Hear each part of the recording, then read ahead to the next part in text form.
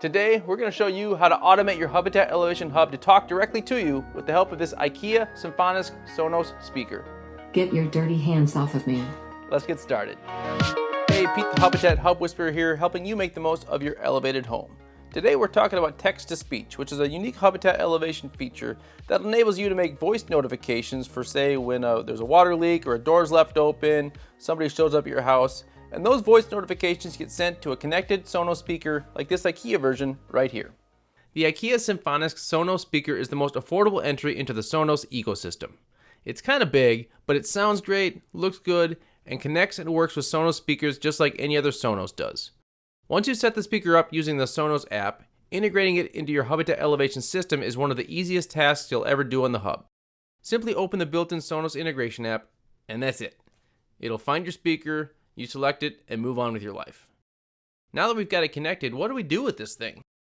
So I am notorious for leaving the pantry door open at my house. Now that is great news for our dog, very bad news for our food. So I'm going to create a notification, and that notification is going to sense when the pantry door is left open too long, and then it will send a voice notification through the speaker to gently remind me to get off my butt and go shut the door. So we're going to show you how to set up your voice notification in the Notifications app, but first I want to show you a neat little trick. You can select the voice you want for your voice notifications here in Hub Details under Settings, and just go right down here. It says Default Text-to-Speech Voice, and then you've got all sorts of different voices you can select. So we'll select Brian, a nice English gentleman, for our voice. We hit Save Settings, and we're all done. That'll be our voice for text-to-speech. Now we're going to go into our notification app and set our voice notification. Set this as pantry door left open.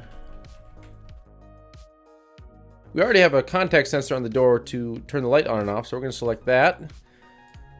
That's going to be our pantry door sensor.